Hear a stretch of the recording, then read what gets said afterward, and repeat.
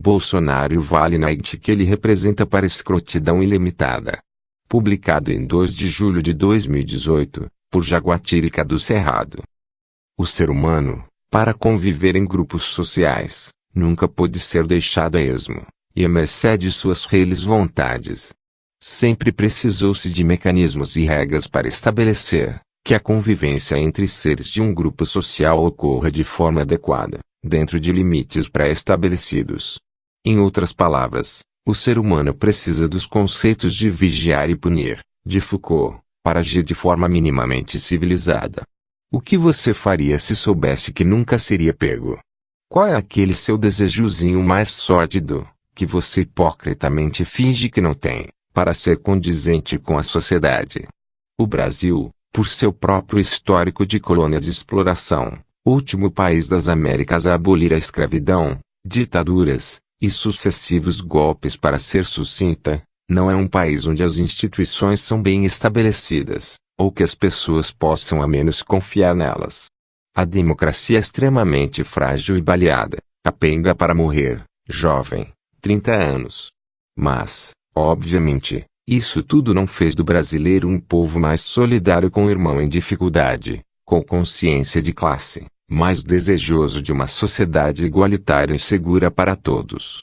Aqui, você simplesmente não consegue convencer uma pessoa que ganha R$ 10.000 por mês, de que ele está mais próximo de uma pessoa que ganha R$ 1.000 por mês, do que de um dos multimilionários que compõem 3% da população, e de quem muitas vezes eles defendem privilégios, ao invés de lutar por seus direitos por pura vira-latice.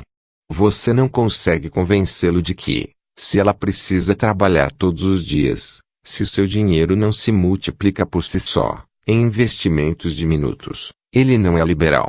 Ele é da classe trabalhadora, exatamente como o gari que limpa sua sujeira. Pelo contrário, criou-se aqui uma classe média revanchista, classista, elitista, que olha para a empregada de sua casa de cima para baixo, que nega suas origens, pois independente da cor da sua pele, a origem é a mesma, multirracial e miscigenada. Ressentida por não ter a pertença social do grupo que ela tanto admira, em sua jequice. Ou como diria Cazuza, são caboclos querendo ser ingleses. Combinado a isso, o mais recente golpe ocorrido aqui em 2016, que culminou na queda de anos de um governo progressista, comprometido com a redução da desigualdade social, e com pautas que desagradavam os mais conservadores, mas que até então, discordavam dentro dos limites de alguma civilidade, fez com que se abrisse aqui, um portal do inferno. Uma vez que, este portal do inferno foi aberto, saíram de lá todo tipo de barbárie incompatível com qualquer sociedade moderna e civilizada. Saíram racistas e até supremacistas e neonazistas. Sim, pode rir da negação dessa gente de sua própria origem. Saíram pessoas que pedem a volta da ditadura militar. Será que eles sabem que se a ditadura voltar, eles não vão poder pedir mais nada? Saíram pessoas que inventaram uma nova história mundial, onde há um plano para implantar aqui uma ditadura comunista, petista, bolivariana, socialista, venezuelana, chavista, dilmista, lulista, forista de São Paulo.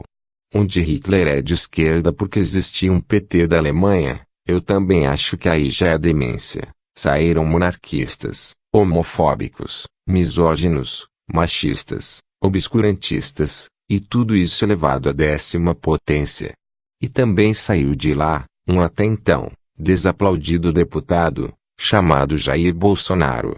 As pessoas que votaram em Aécio Neves, nas últimas eleições, sim, elas existem.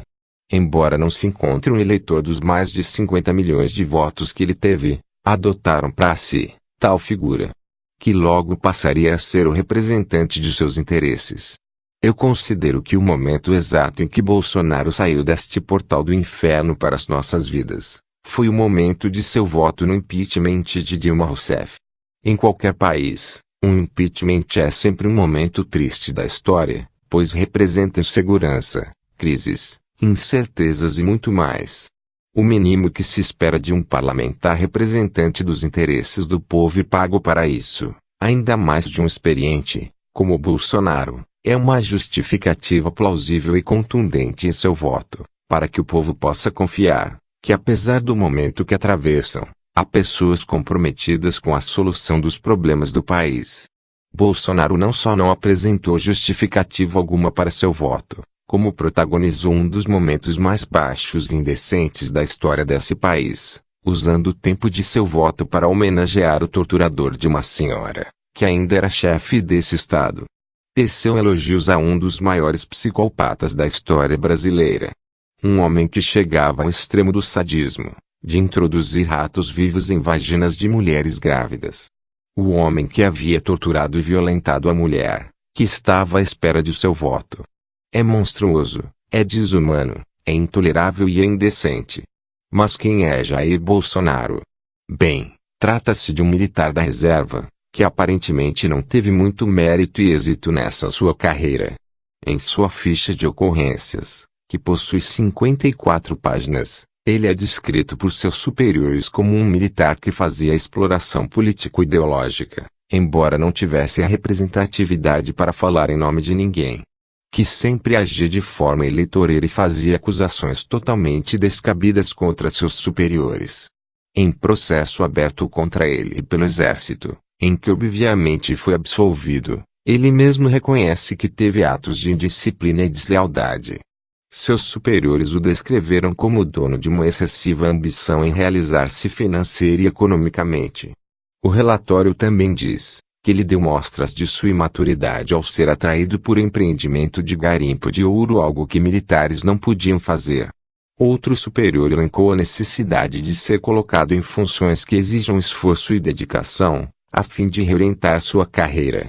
A avaliação final do relatório traz que a imaturidade é de um profissional que deveria estar dedicado ao seu aprimoramento militar, através do adestramento, leituras e estudos e não aventurando-se em coisas não condizentes com o exercício militar. Quando veículos da imprensa tentaram questionar Jair sobre o conteúdo desses relatórios, e também dar-lhe o direito do contraditório, oferecido a poucas pessoas pela mídia brasileira, Jair respondeu com o equilíbrio emocional que lhe é característico, e que os relatórios de seus superiores, ainda no Exército, já apontavam. Mandou os jornalistas a merda, pediu que eles introduzissem várias coisas no orifício anal, parte anatômica que eles seus eleitores têm grande fixação, e ensinou que eles estavam sendo pagos para persegui-lo. Mas não negou nada. Talvez, porque não há como negar documentos oficiais.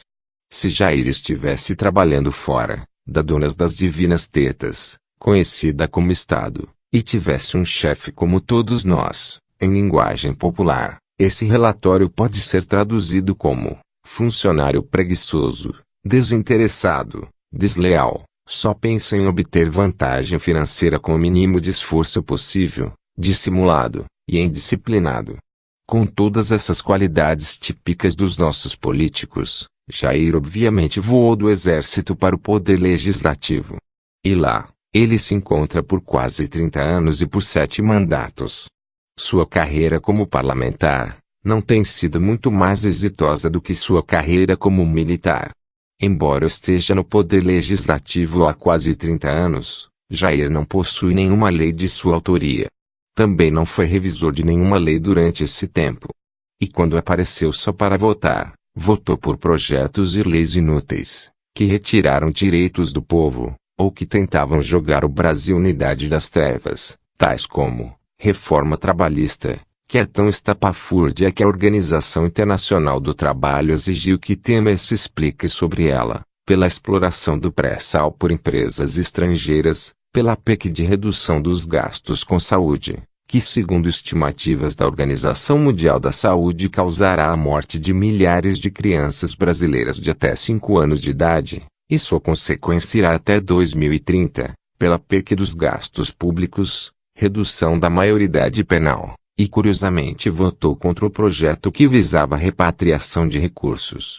Uma coisa engraçada é que Bolsonaro defende muitos interesses da iniciativa privada em detrimento dos interesses do Estado. Mas por todos os motivos supracitados, ele não duraria um dia na iniciativa privada, e nem jamais cogitou isso. Como podemos ver, A carreira no legislativo também não foi um ponto alto na vida de Bolsonaro. Para não ser injusta, destaco uma coisa em que Jair finalmente parece ser bom na vida, que é responder processos. Dentre eles estão apologia a crime, incitação ao crime, e injúria, crime resultante de preconceito de raça ou cor, e apologia ao crime e injúria. Ele também tem a habilidade de conseguir enfiar absolutamente qualquer membro de sua família em cargos públicos, até a ex-mulher. Mas Jair Bolsonaro, amigos, ele não desiste nunca. Ele é absolutamente convicto de sua capacidade de ser cada vez mais medíocre. E embalado pela paixão despertada em homens e mulheres que o veneram, apesar de não haver motivos, somente pelo homoerotismo que classes conservadoras têm por homens de farda e identificação com todos os seus discursos de ódio, ele é incapaz de outro tipo de discurso ou narrativa. Jair se lança como candidato à presidência do Brasil. A classe média, ressentida e com uma quedinha pelo fascismo, vai ao delírio.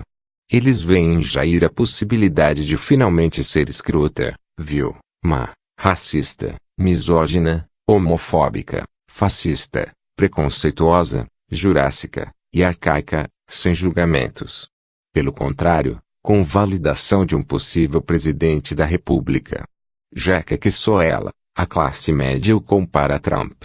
Esquecendo-se conveniente que apesar de Trump também ser um escroto, ele se fez na vida, ele empreendeu, ele deu a cara a bater como todos nós. E não passou a vida debaixo das saias do Estado, sendo completamente inútil. Jair destaca-se como candidato a presidente, somente com declarações do mundo do macho, que só possuem atratividade para pessoas que supostamente são um elo perdido da civilização, algo que não passou do Homo erectus. Jair Bolsonaro, que passou 30 anos no legislativo desse país, onde se discute e se decide sobre absolutamente tudo, é incapaz de abordar um único dado sobre qualquer área de discussão pública nacional.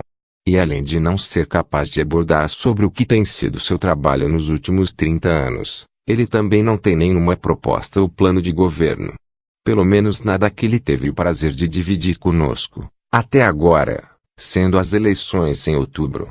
E ele ainda vai mais longe, e não tem nenhum receio de comportar-se exatamente como seus superiores o descreveram, algumas décadas atrás, e tal como um garoto indisciplinado, displicente e irresponsável, declara que não participará de nenhum debate ou sabatina, como todos os outros candidatos.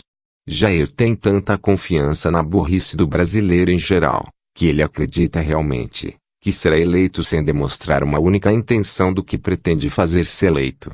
Seus eleitores, se é que eles podem ser definidos assim, já que estão mais para fandom, acham isso absolutamente natural, porque Jair não precisa se explicar a ninguém ou ter de discutir em um nível de racionalidade com outro ser humano.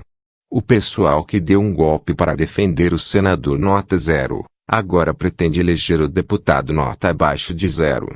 Mas se eles mesmos assumem que Jair não pode discutir propostas e soluções para o Brasil, como esperam que ele governe esse país?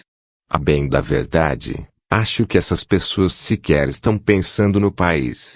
Só estão sedentas por receberem o seu vale-night da escrotidão, e poder ser incivilizado quanto quiser, até levar esse país a total barbárie.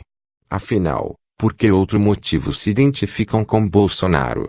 Não é por suas incríveis propostas, soluções para o país e plano de governo, ele não tem nada disso. Não é pelo seu passado ao serviço do exército, apenas cenas lamentáveis, e muito menos pelo seu trabalho no poder legislativo, dos últimos 30 anos, confirmação da mediocridade. Aliás, imagine que você tem um funcionário, que trabalhe na sua empresa por 30 anos e quando questionado, seja incapaz de dar qualquer resposta satisfatória de seu trabalho. Qual seria o destino dele? Você o promoveria a presidente da empresa? E nem vou perder meu tempo aqui, para abordar o absurdo das declarações de Bolsonaro, que não cabem em um texto apenas, e são dignas de teses da psiquiatria. De modo que só posso concluir que essas pessoas se identificam com a banda podre de Bolsonaro. Se identificam com a hipocrisia, com o falso moralismo, com o discurso de macho pré-histórico, com os preconceitos, com o discurso de ódio, e com sua inépcia em tudo. Se identificam com a atmosfera homoerótica que ele produz em homens e mulheres, que com certeza tem alguns problemas também. Me chama mais a atenção ainda, as mulheres que se declaram representadas por esse homem, que foi, e é, a favor da revogação de tantos direitos nossos, como redução da licença maternidade e que mulheres ganhem salários menores, justamente por poderem ficar grávidas. Mas ele é pró-vida, e contra o aborto só para registrar a hipocrisia. E cristão. Como mulher eu sinto que, a mulher que apoia Bolsonaro, é no mínimo portadora de uma carência afetiva e de uma necessidade de atenção e validação masculina imensa. Elas não querem ser as mulheres, que esses homens escrotos criticam de maneira covarde. Elas, tão sádicas quanto eles, querem ser as mulheres, que estão ao lado desses homens quando eles esculacham as mulheres, de quem elas querem se diferenciar. Mesmo que isso também custe os direitos e liberdade delas. É a mesma relação do trabalhador que lota paulista para defender os interesses do Paulo Scaff. Mesmo que isso signifique os privilégios dele, em detrimento de seus direitos. É a barata que faz campanha pelos direitos do chinelo. Beira um ridículo ímpar. Ainda mais em 2018. E eu nunca pensei que diria isso, mas, parafraseando a atriz e reacionária Regina Duarte, amigos. Eu tenho medo, Brasil, eu tenho muito medo. Beijos, K.